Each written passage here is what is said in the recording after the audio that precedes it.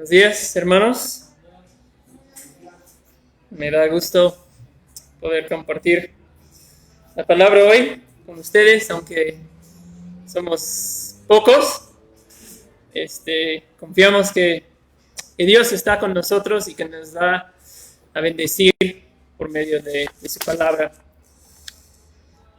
Confiamos que su palabra siempre cumple el propósito en nuestras vidas cada vez que es expuesta. Así que vamos a orar y pedir la ayuda de Dios en esta hora. Acompáñenme a orar, por favor. Padre, bueno, te damos gracias que tú nos amas, que en Cristo Jesús tú has redimido un pueblo para sí. Y por tu gracia y tu misericordia, nosotros somos parte de ese pueblo redimido. Padre, ayúdanos en esta hora a comprender un poco más de lo que significa esa gracia que tú has mostrado con nosotros. Padre, venimos en esta mañana secos, venimos hambrientos. Padre, creemos que tu palabra es espíritu, tu palabra es vida. Así que alimenta nuestras almas en esta hora, Señor. Decimos con Pedro, ¿a quién más iremos? Porque solamente tú tienes las palabras de vida. Señor, ayúdame en esta hora. Tú sabes que me siento inadecuado y débil. Confiamos en tu espíritu para traer esta palabra a los corazones de los que escuchan y producir un cambio, un fruto para tu gloria, Jesús. Y es en tu nombre, Jesús, que oramos. Amén.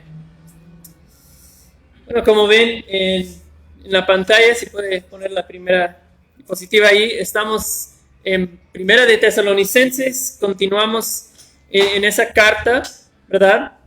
Ya acercando al final, casi terminamos hoy, pero va a quedar un mensaje más después de hoy. Y siempre quiero que cuando terminemos una carta, que ustedes que han estado presentes en la serie, pues tengan como un entendimiento por lo menos general de esta carta. Entonces, para repasar un poco lo que hemos visto en términos generales del contexto de esta carta y qué es lo que Pablo está diciendo y haciendo más bien a través de esta carta, pues si se acuerdan, en capítulo 1 vimos que el evangelio llegó a Tesalónica con Pablo y sus compañeros, llegó de manera poderosa, dice Pablo.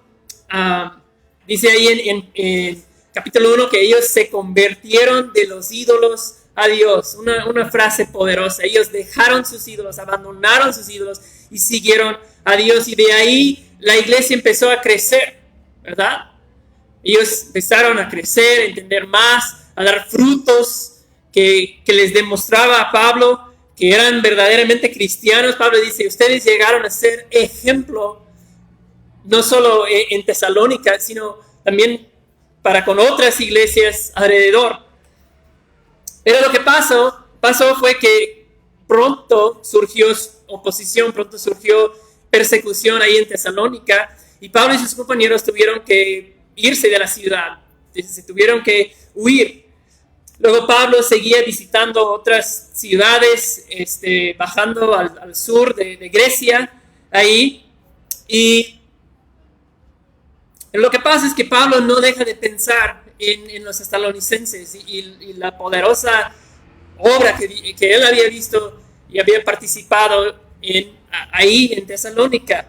Y se empieza a preocupar Pablo, porque se acuerda de lo que estaba pasando, la situación difícil.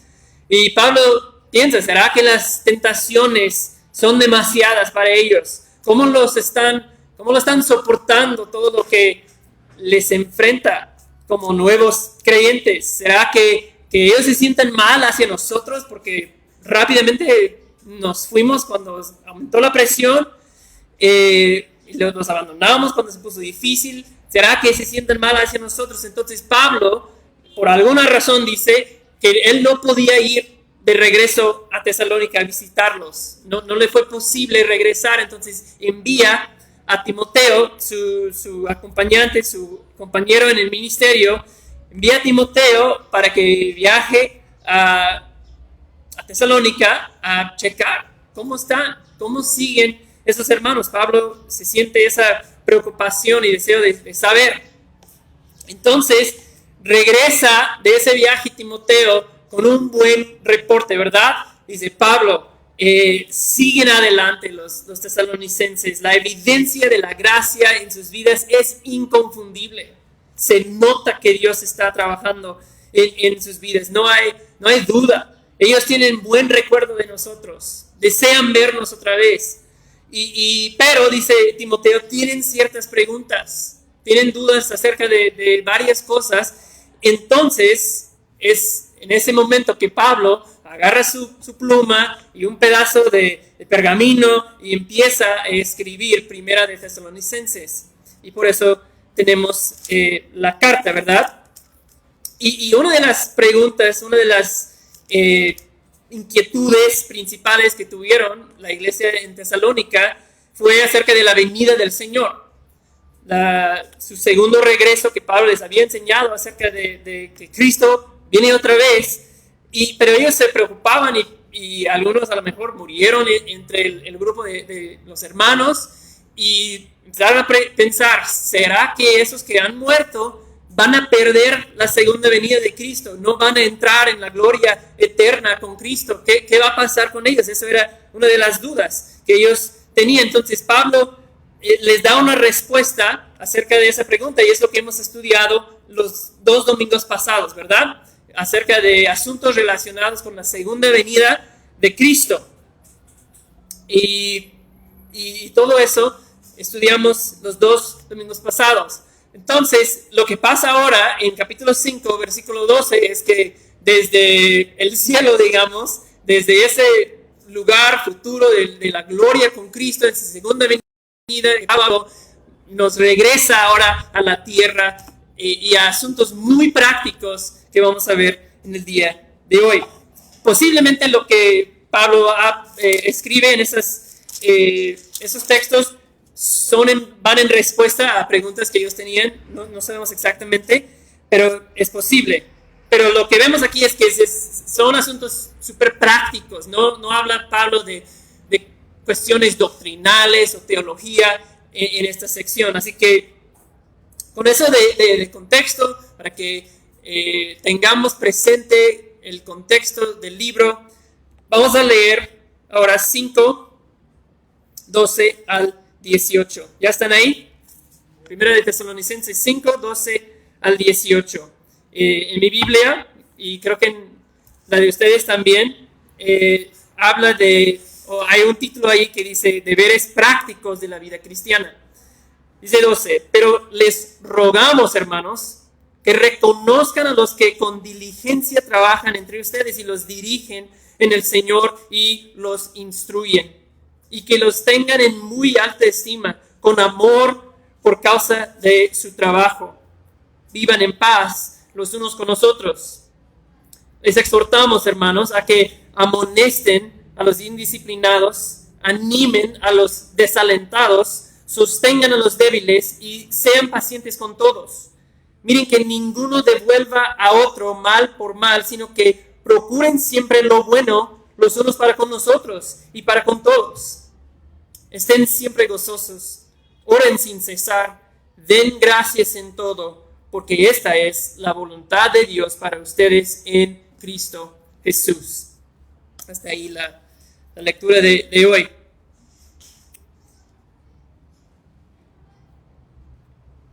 ¿Me puedes pasar al siguiente? Ahí, que dice, no sé si alcanzan a leer, pero dice la cultura de la comunidad de la iglesia. Esos primeros versículos de 12 a 15 Realmente ese es el tema que Pablo aborda. ¿Cómo debe ser la cultura de la iglesia, de la comunidad de la iglesia? Se trata de relaciones personales en la iglesia, podemos decir. Pablo les habla de esa cultura de la comunidad que se debe existir. ¿Cuáles son los valores? ¿Cuáles son los compromisos que caracterizan el trato mutuo entre las personas? Si alguna vez trabajaste en una empresa o has estudiado algo de negocios, las empresas siempre tratan de fomentar una cultura saludable en el lugar de trabajo. Eso es algo muy común. Hay hasta empresas que se dedican a ir a tu empresa a ayudarte en tu empresa a formar una cultura sana de confianza en el trabajo. Y te enseñan, ¿no? Hay ciertas cosas que no se hacen en la oficina. Hay ciertos temas que aquí no se tocan en ese ambiente de trabajo. Luego realizan a veces actividades para crear un ambiente de unidad y respeto mutuo entre las personas que trabajan en esa empresa, porque se han hecho muchos estudios que arrojan resultados de que si en el lugar de trabajo los empleados están descontentos, si no hay una buena relación entre ellos, si no hay una buena relación entre ellos y sus jefes, el liderazgo de la empresa, hay una falta de confianza, hay un ambiente de negatividad, eso va a afectar directamente el rendimiento, la productividad de la empresa. Eso es algo muy, muy conocido. Ninguna organización funciona bien y logra sus metas sin una cultura positiva y sana que procure el bienestar de todos. Eso es sumamente importante.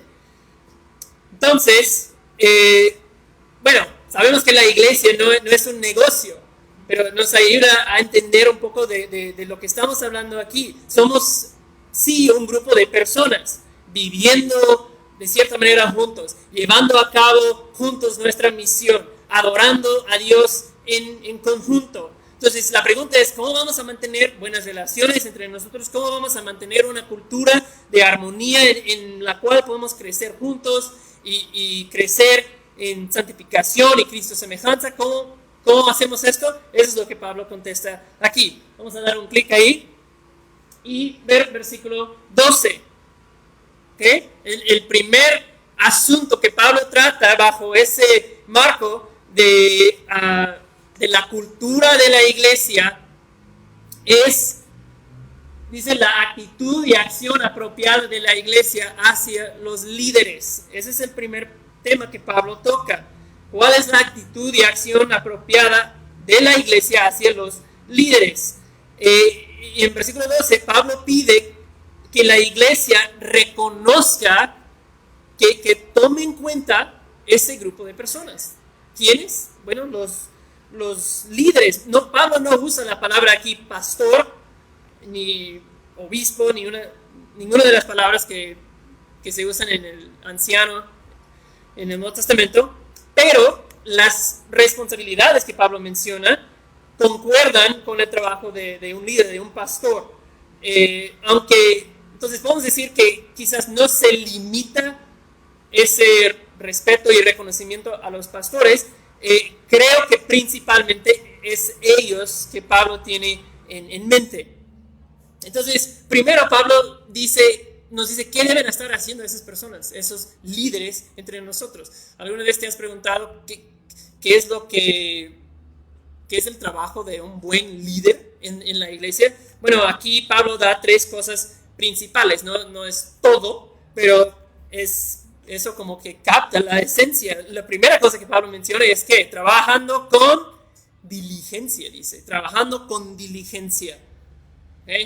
En la iglesia, trabajando duro entre los hermanos. El pastor Sugel Michelin cuenta una anécdota al inicio de su libro y dice: hace unos meses una pareja de nuestra iglesia me relató algo que sucedió en la escuela con uno de sus hijos. La maestra preguntó en la clase qué querían ser cuando fueran adultos Y el niño respondió de inmediato que quería ser pastor. ¿Por qué?, le preguntó la maestra emocionada. Para tener más tiempo libre, le respondió. Y sigue Sugel: si algún día ese niño llegara a ser pastor, espero que le motive otra cosa, porque lo cierto es que los pastores no suelen tener mucho tiempo libre, y uno de los aspectos que más carga pone sobre nosotros es la preparación para predicar la palabra de Dios. Entonces, ahí tienes un pastor diciendo que es trabajo duro y se debe hacer, según Pablo, con diligencia. Deben trabajar duro los líderes. En segundo lugar, dirigen. Los pastores dirigen. Esta palabra, dirigir, habla de dar liderazgo, dirigir algo, ¿verdad? También habla de cuidar, proteger, proveer, ¿no? Ese trabajo de un pastor. Y los pastores en la iglesia lo hacen con la iglesia de Jesús y bajo la autoridad de Jesús y regido no por opiniones propias, sino por la palabra de Dios. ¿Okay? Dirigir, trabajar con diligencia, dirigir. Y en tercer lugar, enseñar o instruir. Es lo que Pablo dice aquí, instruyen. Y la palabra de aquí es una palabra que tiene que ver con enseñar, no solo para recibir información, es enseñanza con el propósito de producir cambio. ¿Okay? Hay una diferencia, ¿verdad? Porque cuando la maestra de Delia le enseña matemáticas, ella no espera que Delia sea una persona diferente mañana, porque aprendió cosas en sus sumas que le transformó el corazón. Y no, esa enseñanza no tiene el propósito de transformación. ¿Okay? Pero cuando yo me siento con Delia porque veo un comportamiento en su vida y le estoy diciendo, Delia, esto y esto y esto, eso es enseñanza ahora que con otro propósito. Yo espero que ella tome a corazón esa información y que esa verdad le transforme para que mañana no sea como lo fue hoy. ¿Okay? Esa es la idea de instrucción aquí. Entonces, no solo es predicar y enseñar desde ese púlpito, involucra muchas cosas más. Preguntas que llegan a los líderes por WhatsApp, que tú tienes que pensar, ay, ¿cómo respondo a esa pregunta? Es llamadas que el pastor Eduardo recibe a las 11 de la noche cuando está a punto de dormir y de repente le entra una llamada y tiene que aconsejar o tratar con una situación. Todo eso es parte de instruir. ¿Okay? Entonces, eso es el trabajo del líder. ¿Cómo vamos a responder entonces a los que trabajan de esa forma entre nosotros? Bueno, Pablo dice, vamos a tenerlos en muy alta estima entre nosotros y mostrar amor hacia ellos, a los que sirven y dan liderazgo de esa manera en la iglesia. Y bueno, es bastante claro, ¿no? Lo que Pablo dice ahí, no es muy difícil de entender, pero estaba pensando, no sabemos, es una iglesia nueva, ¿verdad? Pablo pasó quizás unos meses ahí, se tuvo que ir, y ahora que está escribiendo esa carta no ha pasado mucho tiempo desde que empezó la iglesia ahí. Entonces no sabemos si hubo formalmente ancianos o pastores en la iglesia en Tesalónica, o si con estas palabras Pablo como que les está preparando, ¿verdad? Les está diciendo, quiero que ustedes empiecen a ver los que están sirviendo, los que están trabajando de esa forma entre nosotros, que están cumpliendo con esos tres roles o deberes que acabo de mencionar, porque ellos serán probablemente tus líderes. No sabemos exactamente cómo fue la situación ahí. Pero lo interesante es que Pablo no menciona los que tienen talento, los que tienen dones en ciertas áreas muy definidas que se destacan. No menciona carisma ni elocuencia. Lo que menciona tiene que ver con asuntos de carácter, de la persona que es el líder. No sus dones, sino su carácter. Porque lo que pasa a veces en la iglesia es especialmente en iglesias que son más grandes, que tienen recursos, que hay un escenario y el pastor sale ahí y está predicando y hay una chava abajo tomándole fotos y luego eso sale en su perfil y los chavos dicen, uy, yo quisiera un pedazo de esa acción, se ve bonito, ¿verdad? Y eso pasa a veces, pero Pablo no menciona, solo menciona asuntos de carácter, de quién es esta persona que da liderazgo. Los líderes bíblicos son los que hacen su trabajo de un temor del Señor. Yo quiero ser obediente a mi Dios y me ha llamado a ese trabajo y lo hago desde un temor del Señor. Son los que lo hacen porque aman a la iglesia y no les importa el reconocimiento, no les importa el honor, no necesitan un título, lo hacen porque saben que Dios les ha llamado y no por la fama, no por el honor. Entonces aquí la instrucción de Pablo es reconocer y honrar ese trabajo, los que dan liderazgo en la iglesia y enseñan y demás cosas. Entonces debemos aquí, hermanos, desarrollar una cultura, ¿verdad? Estamos hablando de la cultura de las relaciones entre la iglesia, del trato mutuo. Debemos desarrollar entonces aquí una cultura en que es normal, se espera que los pastores, que los líderes se les honran, se les tengan en muy alta estima, se les agradecen su trabajo. Se siente un poco raro decirlo, pero no es idea mía, es lo que Pablo está diciendo aquí. Entonces yo quiero que ustedes piensen, ¿cómo puedo yo hacerlo? ¿No? Tú tienes que contestar esa pregunta, pero ¿cómo puedes tú de manera práctica obedecer lo que Pablo dice aquí? No sé, que quizás puedes escribirles una nota, mandar un mensaje, invitarle a comer, orar sobre todo por sus líderes. Eso es quizás el más importante. De hecho, Spurgeon, alguien una vez le preguntó, ¿cuál es la clave, el secreto del éxito de tu ministerio? Y Spurgeon respondió, las personas de mi congregación oran por mí. Esa es la clave de mi éxito. Y lo interesante es que el mundo no es así, ¿verdad?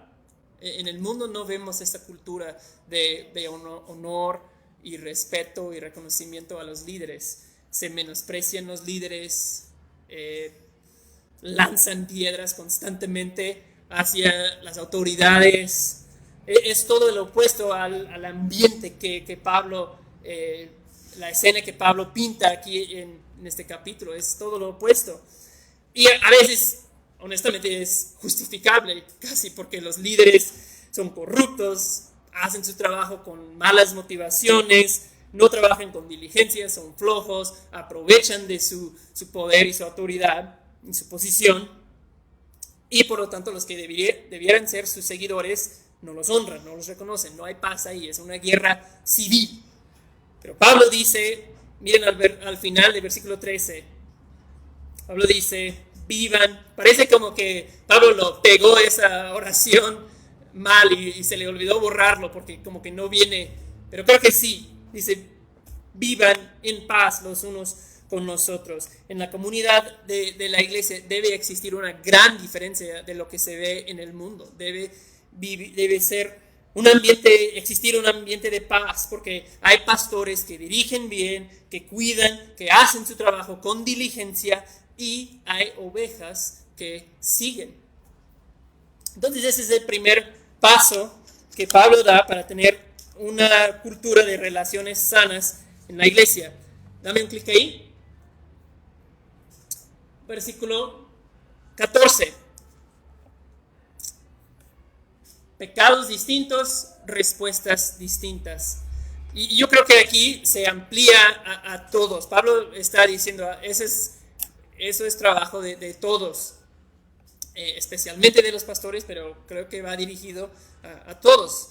Pablo habla de tres diferentes tipos de personas, tres diferentes pecados o luchas, podemos decir, que existen dentro de la iglesia y por lo tanto, como son distintos, requieren un trato distinto. No lo puedes manejar la lucha de cada persona, el pecado de cada persona de la misma manera. Y me da la imagen aquí de una comunidad, ¿verdad? Un grupo de personas viajando hacia la ciudad celestial. ¿Cuántos de ustedes han leído El progreso del peregrino o visto la película? Salió una película muy buena el año pasado del progreso del peregrino en caricatura. Les recomiendo que la vean. Pero el progreso del peregrino, en ese libro, la ciudad celestial representa pues, el destino final del cristiano, representa la presencia de Dios, la nueva creación, el estado final. Y el personaje principal en este libro es Cristiano, un hombre que se llama Cristiano, quien empieza un viaje desde la ciudad de destrucción, que representa su vida de pecado, y emprende ese viaje hacia la ciudad celestial. Y el viaje que hace representa la vida cristiana.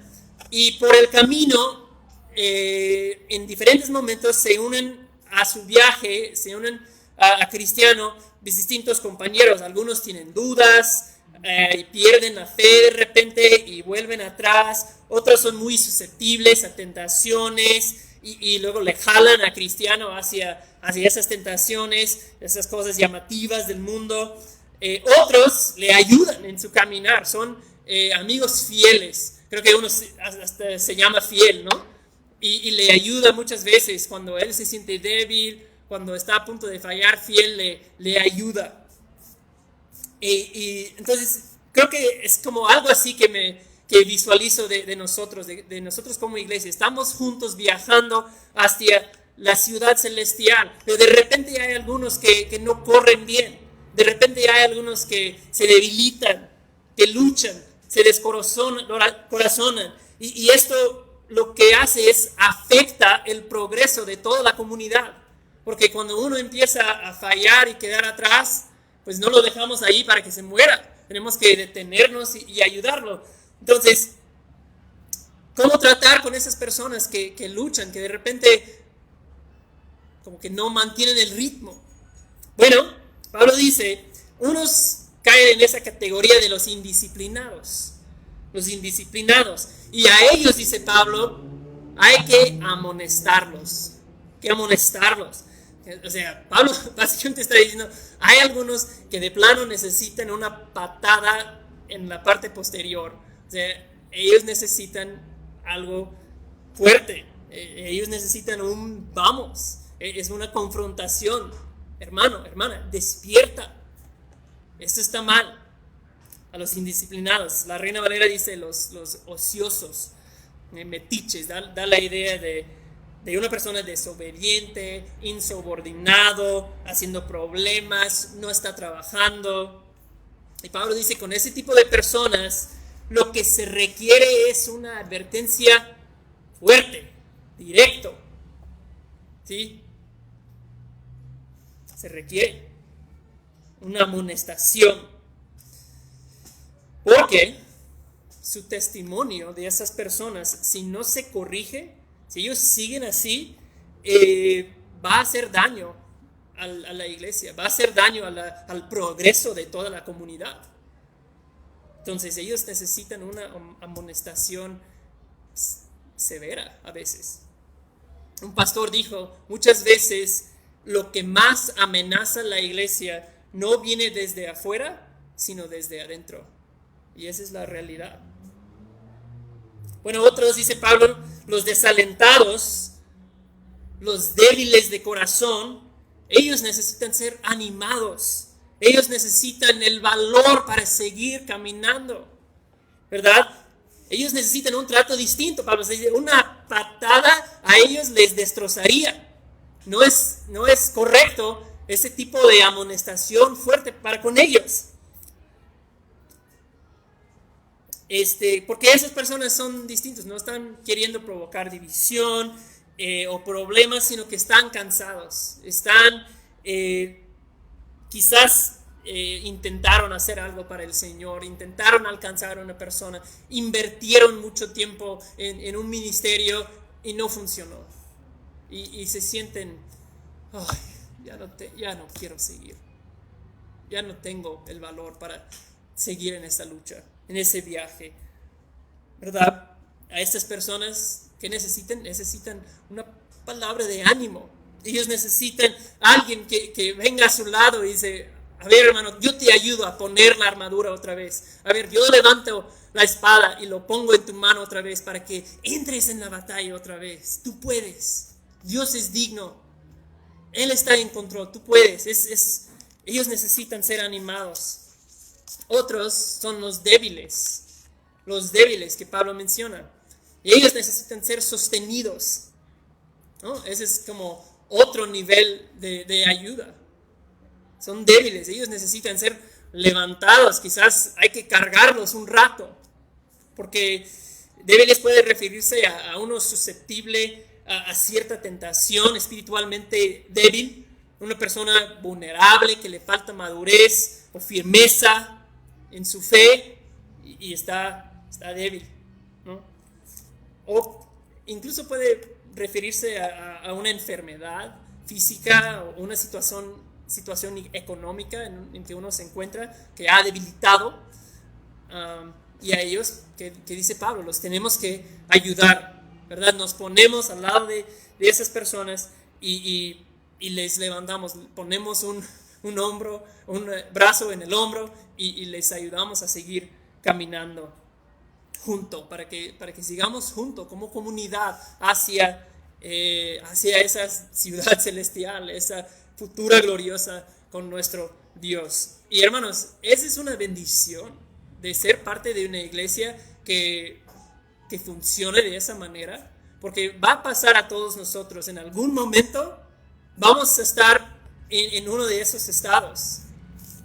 Nos va a pasar a todos. Vamos a ser débiles. ¿Sí? O quizás indisciplinado. Y necesitas que alguien venga y decir, hermano, despierta. Está mal como estás andando. Vamos a estar en uno de esos estados en algún momento. Y Dios ha diseñado a su iglesia ser ese motor de auxilio que nos ayuda a mantener en pie.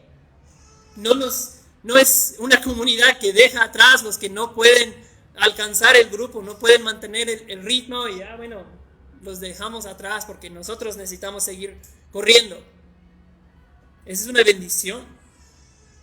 Y 14, la frase final dice, y sean pacientes con todos. Sean pacientes siempre con todos, dice. La palabra paciencia, ¿sabías? Tiene que ver con tener una mecha larga, ¿verdad? O sea, no se prende fuego y ¡pum! Te explotas. No, tienes una mecha larga. Tú aguantas una situación difícil mucho tiempo sin explotar. Eso es lo que significa paciente. Somos personas que no nos exasperamos, no nos irritamos, no juzgamos rápidamente, ¿verdad? Pero es una virtud, la paciencia, que es difícil de poner en práctica. ¿Tú lo has experimentado así? ¿Es difícil ser paciente? Para mí, bastante. O sea, me cuesta mucho trabajo ser paciente, ¿sí? Entonces, es un recordatorio que yo necesito aquí, que Dios nos ayude, ¿verdad? A reflejar paciencia entre nosotros, que nos ayuda Dios reflejar a Él, ¿verdad? Cuando somos pacientes estamos reflejando a un Dios que es paciente, lento para la ira, dice la Biblia, y grande en misericordia. Nuestro Dios es quien es paciente y Él es nuestro ejemplo. Vamos a seguir.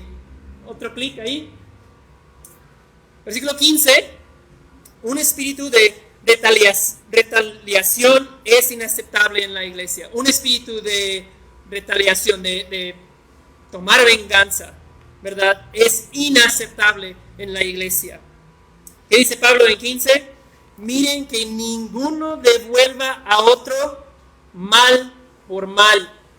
sino que procuren siempre lo bueno los unos para con los otros y para con todos. No devuelvan mal por mal, que ninguno lo haga, dice Pablo. Es inaceptable en la iglesia cuando alguien te ofende, cuando te hace algo, cuando te dice cosas, cuando no cumple su palabra, cuando te falta respeto. No devuelva el mal. No devuelvas el mal. ¿Qué entonces? ¿Cómo responder? Porque la respuesta natural, me hizo algo, a ver cómo le puedo hacer caer, cómo le puedo regresar una buena. Eso es lo que queremos naturalmente. ¿Qué entonces hacemos? ¿Cómo respondemos? ¿Solo trata de evitar a esa persona? No, me hizo algo, mejor ya lo evito.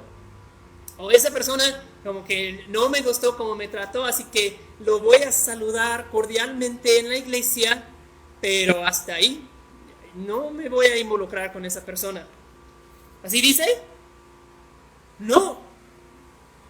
¿Cómo debemos responder cuando alguien nos hace mal? Dice, procurar siempre lo bueno los unos con los otros y con todos. Si alguien te lastima, no chismeas tras de sus espaldas de esa persona para rebajarlo bien ante otros. No, al contrario, Pablo dice, cuando alguien te hace mal, la respuesta del cristiano es bendecir. Nos hacen mal, bendecimos. Construyes en vez de derribar. Y les pregunto, ¿cuál más caracteriza tu vida?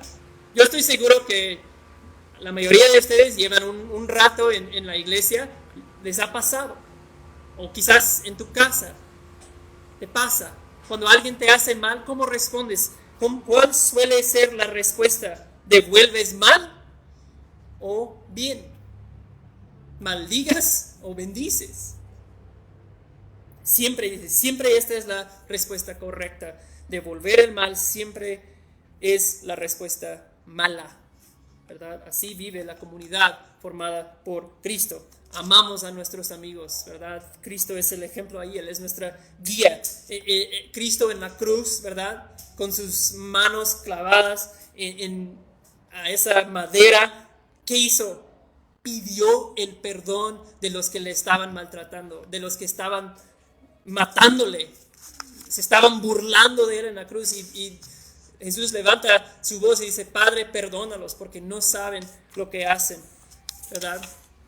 Y quizás escuchas eso y dices, bueno, suena muy bonito, muy idealista, pero por favor, hermano, eso no es la realidad. O sea, cuando alguien me provoca, me prendo y les digo. Sí, no es imposible, sin embargo, lograr vivir de esa manera. Dios es quien nos capacita. Si estamos en Él, si Dios nos ha salvado, nos dará Dios lo necesario para crecer en esta área y nos dará los recursos necesarios para responder con bendición en vez de con mal. Así se vive la cultura de la iglesia. Ok, terminamos con esa primera parte, nos queda una parte más. 3 acciones para la comunidad, del 16 al 18. Entonces vimos cómo se vive la cultura de la iglesia, las relaciones entre nosotros, el trato mutuo entre la iglesia, y ahora Pablo da 3 acciones para la comunidad, y esas, en vez de ser horizontales, son más verticales, es más entre yo y Dios el enfoque aquí. ¿Ok?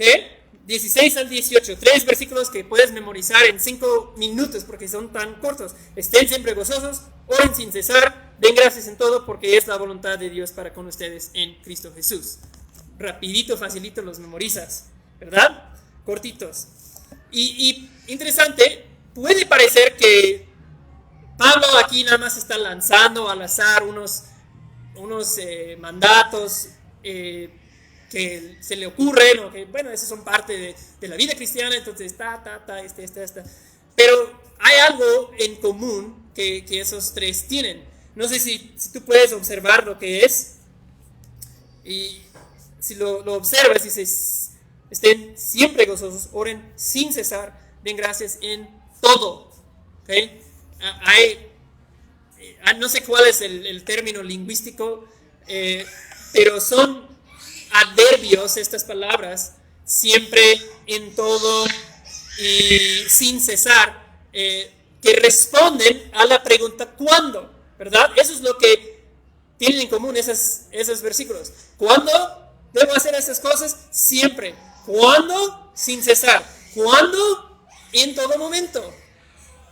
Hay algo aquí en común entre estas tres.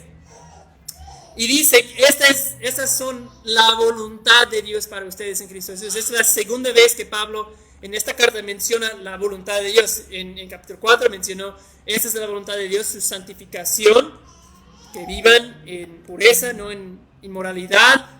Y ahora dice, esto también es la voluntad de Dios. ¿Verdad? Entonces, esa es la pregunta de siempre. ¿Qué es la voluntad de Dios para mi vida? Pablo aquí nos dice, aquí está, donde quiera que estés, hagas lo que hagas, si estas cosas forman parte de la realidad constante de tu vida, harás la voluntad de Dios. Vas a estar haciendo la voluntad de Dios. Eso te debe consolar, porque la voluntad de Dios no es tanto un lugar, o quién, o qué universidad. Esas cosas son importantes, pero la voluntad de Dios que es explícita en la Biblia tiene que ver con el tipo de persona que somos, cómo vivimos, las actitudes y nuestro carácter. Eso es donde está el enfoque de la voluntad de Dios, ¿verdad? Y su voluntad es lo que más nos conviene, hacer la voluntad de Dios, aunque a ti te parece una locura o el camino más difícil. Siempre la voluntad de Dios es lo que más te conviene, es para tu mayor bien su voluntad. Bueno, ¿qué dice aquí? Pablo básicamente dice, quiero que sean gozosos, siempre que tengan gozo, que estén orando constantemente, que los va a llevar a la humildad, ¿verdad? En una postura ante Dios de dependencia, en oración, humildad. ¿Y cuál es el tercero? Den gracias en todo, agradecidos, ser personas agradecidas. Así parece la cultura en que nosotros vivimos, una cultura agradecida, gozosa. No, para nada, ¿verdad? Nos quejamos más que cualquier otra generación, yo creo, ¿verdad? Somos la generación que nos quejamos cuando el internet es lento. Y, ¡ay! ¿Por qué no me sale? Y estamos ahí pegando la pantalla porque no carga la foto que queríamos ver, ¿verdad? Y es como, aguántate tantito, nada más está saliendo imágenes y audio desde Grecia y subiendo a un satélite y cruzando el mar y bajando a su celular. O sea, denle chance para que funcione, pero no, lo queremos así, rápido. Esa es la cultura en que vivimos. Entonces Pablo nos confronta aquí al llamarnos a ser gozosos y agradecidos y dependientes de Dios en oración. Gozo es un fruto del Espíritu. ¿Se acuerdan que Omar dijo el jueves? Omar dijo el jueves que Dios exige hasta nuestras emociones. Estaba hablando de amor, como Dios exige nuestro amor, y dijo, Dios exige hasta nuestras emociones. Dios pide aquí que tengamos gozo siempre. O sea, Dios está diciendo que sea esa la vibra que emana de ustedes, gozo, ¿verdad? Vibra, eso es lo que dicen los chavos. Gozo. Cuando estuve yo en el instituto en Texas, en una de nuestras clases de misiones, trajeron un hombre que daba clases de sobrevivencia. Muy interesante, ese hombre contaba unas historias interesantísimas, daba clases de sobrevivencia, sobre todo en su carrera a personal de aerolíneas, sobrecargos, pilotos. También trabajaba un poco con el ejército, pero probablemente ese fue su trabajo. Si el avión se estrella en mediados de Rusia o en medio de la nada, en África, si el avión estrella y hay algunos sobrevivientes, los pilotos y sobrecargos saben tácticas de ayudar a esas personas a sobrevivir, ¿verdad? Y entonces viernes estaba recordando eso, investigando un poco, Y sobrevivencia depende mucho de una actitud positiva, o sea, de tu estado mental, de estado de ánimo, depende mucho de eso, de que tengas esperanza.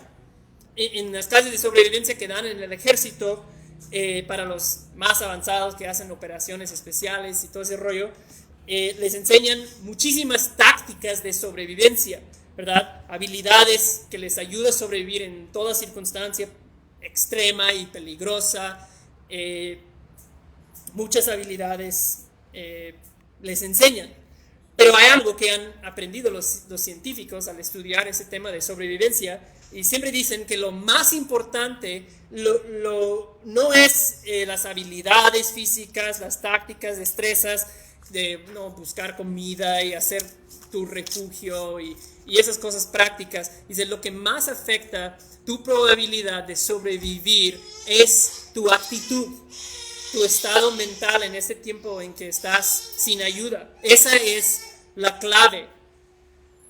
Si mantienes una actitud positiva, una actitud de esperanza, agradeces las cosas pequeñas que tienes, aunque casi no tienes nada, tu posibilidad de sobrevivir aumenta mucho, ¿verdad? Tú puedes aguantar mucho más tiempo sin ayuda si tienes esa actitud positiva. Y es como Pablo aquí, con esas tres cosas que nos da, está como enseñándonos, dándonos tácticas de sobrevivencia para la vida cristiana, tácticas de sobrevivencia espiritual para sobrevivir en este mundo que no es un lugar peligroso, ¿verdad? Para el cristiano.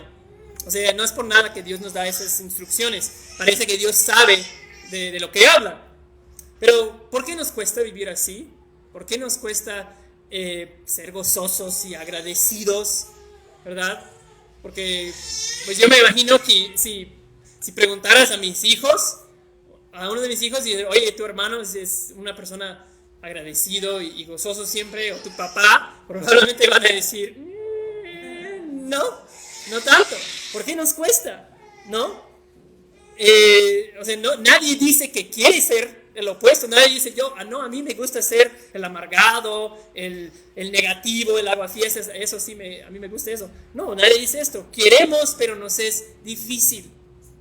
¿Cómo regocijar siempre? Entonces, ¿cómo tener gozo siempre? ¿Cómo experimentarlo? Bueno, gozo proviene de Dios. O sea, no es algo que tú produces. Gozo proviene de Dios, viene de su espíritu. Chequen capítulo 1 de Primera de Tesalonicenses. Regresen unas páginas a capítulo 1, versículo 6 dice, lo mencioné hace un momento, ustedes llegaron a ser imitadores de nosotros y del Señor, habiendo recibido la palabra en medio de mucha tribulación, era una situación bien difícil, pero con el gozo del Espíritu Santo. ¿De dónde vino ese gozo? Del Espíritu Santo. Vino del Espíritu Santo, no es algo que produces, es algo que Dios te da. En ese sentido, es algo sobrenatural. No es algo que naturalmente tú puedes tomarte unas pastillas de gozo o ir a una clínica de gozo. No es algo que podemos generar, viene del Espíritu Santo. Un pastor dijo que el gozo es encendido en nosotros por el Espíritu Santo, pero para que siga encendido necesita combustible. Entonces en capítulo 1 lo que vemos es que ellos, previo a tener ese gozo, ellos recibieron la palabra. Ellos escucharon las buenas noticias del Evangelio. Ellos entendieron lo que Dios había hecho por ellos en Cristo. Y esas verdades el Espíritu Santo las aplicó a sus vidas y produjo gozo en medio de circunstancias extremas. Entonces, la palabra del Evangelio es ese combustible que mantiene nuestro gozo encendido. La palabra de lo que Dios ha hecho en Cristo para redimir y rescatar pecadores perdidos. Es la palabra del Evangelio que nos asegura que Dios nos ama. A pesar de, no en base a nuestro rendimiento, Dios nos ama no en base a nuestras buenas obras, sino que Dios nos ama en base a la justicia perfecta de Cristo. Esa justicia perfecta de Cristo que nosotros hemos recibido si estamos en Él. O sea, en todo el Nuevo Testamento, no tenemos tiempo de hacer ese estudio, las realidades gloriosas, las verdades del Evangelio son el combustible que mantiene encendido nuestro gozo, el gozo en nuestras vidas. Es lo que le daba gozo a Pablo cuando estuvo en prisión, es lo que daba gozo a los mártires cuando enfrentaban leones en el Coliseo de Roma y estaban a punto de ser devorados, pero iban cantando a las bocas de los leones. Y es gozo, y es la palabra del Evangelio que mantendrá el gozo encendido en nosotros hoy en día. Cuando nosotros enfrentamos las pruebas más fuertes de nuestras vidas, si tenemos las verdades del Evangelio en nuestras cabezas, en nuestras vidas, va a mantenernos con gozo. Eso es increíble. Así que tenemos que buscar maneras de recordar el Evangelio constantemente, las verdades de lo que Dios ha hecho en Cristo, las verdades de cómo Dios nos ve ahora en tu peor día, cómo el Evangelio habla a ti en ese momento. Tú tienes que saber eso porque va a mantener tu gozo encendido, ¿verdad? Canta la verdad del Evangelio, escucha sermones si tienes que hacerlo, podcasts buenos sobre temas bíblicos y del Evangelio.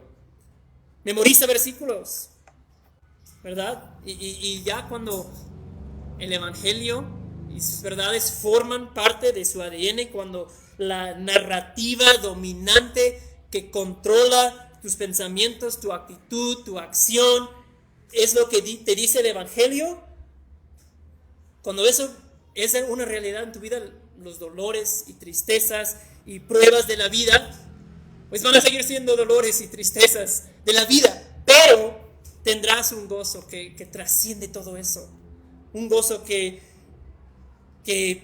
solo Dios te puede dar, un gozo que te lleva por encima de todas esas cosas y que no se apaga a pesar de lo que estás pasando. Juan 16:22, Jesús dijo a sus discípulos, ¿qué dijo Jesús a sus discípulos?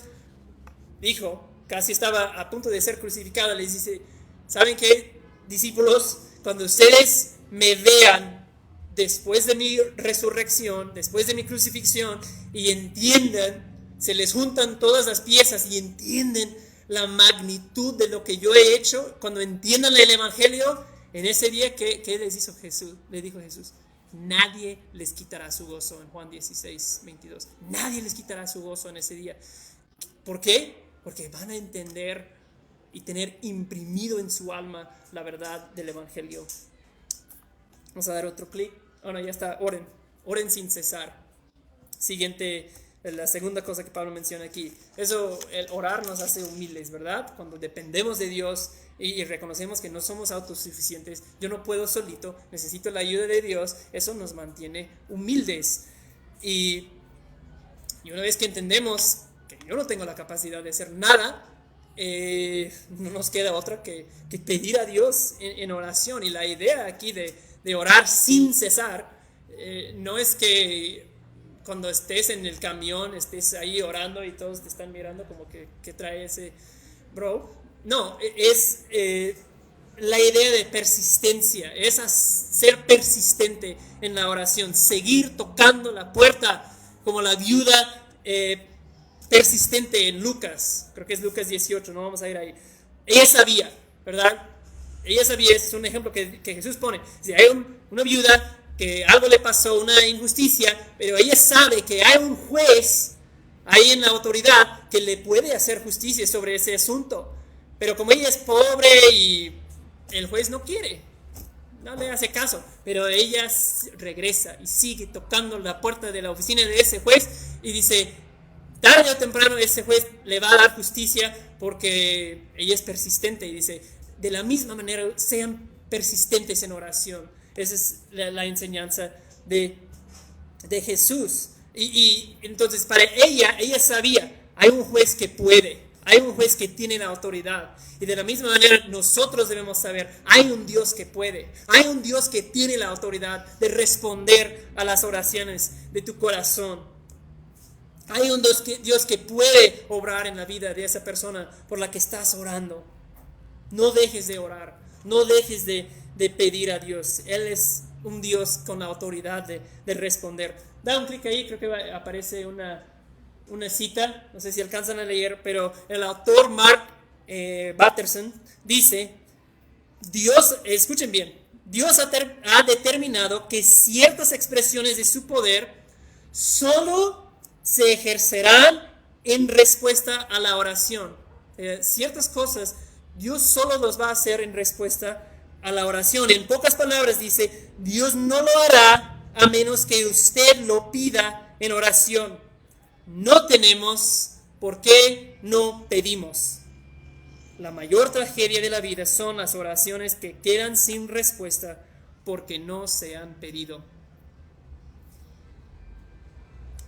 Dios actúa cuando nosotros oramos. No dejen de orar. Sean persistentes en la oración, ¿verdad? Dios ha determinado que ciertas expresiones de su poder solo se ejercerán en respuesta a la oración. Interesante y fuerte. Ok, ya estamos alargando. Último punto, dale un clic ahí. Otro. Den gracias, versículo 18. ¿Cuál es la voluntad de Dios para tu vida? Que des gracias en todo. Que des gracias en todo. Y pues, es un versículo que a lo mejor todos conocemos o hemos escuchado. No debes dar gracias en todo. Y estaba viendo un comentario que me ayudó a ver algo que no había visto antes en este versículo. No dice dar gracias por todo. Que dice, den gracias en todo. En todo. Y creo que hay una diferencia importante ahí. Porque tú puedes de repente pensar, bueno, dar gracias por todo. Aunque como que sabes que hay algunas cosas por las que no puedes dar gracias. O sea, si mi madre le da cáncer y ella está sufriendo, no digo, Señor, gracias que mi mamá está sufriendo esos terribles dolores. No, o sea, eso sería mal. Cuando leo en las noticias que a una chica la secuestraron y abusaron de ella, no oro antes de la comida y gracias, Señor, por esa situación. No, o sea, no doy gracias por esas cosas. Ese no es el punto del versículo. Hay cosas que, claro, no sería apropiado dar gracias. Es un imperativo que tiene que ver más con una perspectiva con que nosotros vivimos. Y es que Dios reina en este mundo. Dios es quien reina sobre todas las cosas en este mundo. En medio de toda circunstancia, yo puedo recordar que aunque me duela, aunque no entienda lo que está pasando, yo confío en un Dios que opera todas las cosas por el bien de los que le aman. Yo puedo confiar en un Dios que está tejiendo cientos de circunstancias en mi vida y un Dios que está tejiendo todo esto para producir algo hermoso en mi vida, llevar a cabo en mí su plan perfecto. Y cuando lo entiendo, vivo con una actitud de agradecimiento. No me amargan las cosas que me pasa, porque digo, aunque esto no me gusta y me duele, yo sé que hay un propósito mayor. El Dios que está tejiendo todo esto en mi vida, Él tiene un plan para mi vida y es un buen plan para mi mayor bien, ¿verdad? Vamos a descansar, hermanos, en la realidad de que cada acontecimiento en tu vida sirve para conformarte a mí y conformarle a usted más a la imagen de Jesucristo. Y eso lo podemos agradecer. Eso lo podemos agradecer.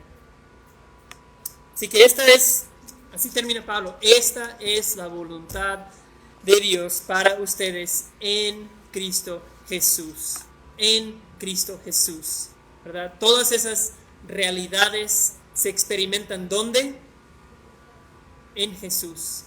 Todo eso se experimenta dentro de una relación con Jesús, en Él. Esa es la frase que Pablo usa una y otra vez, en Jesús, en Jesús. El cristiano es uno que es en Jesús. Y si tú estás aquí hoy y no le conoces a Jesús, Él te invita, Jesús te invita hoy, ven a mí para que su gozo sea completo. Ven a mí y yo te haré descansar. Jesús te invita, ven a mí, que soy quien opera todas las cosas para mi gloria y el bien de tu alma. Amén. Que Dios bendiga su palabra.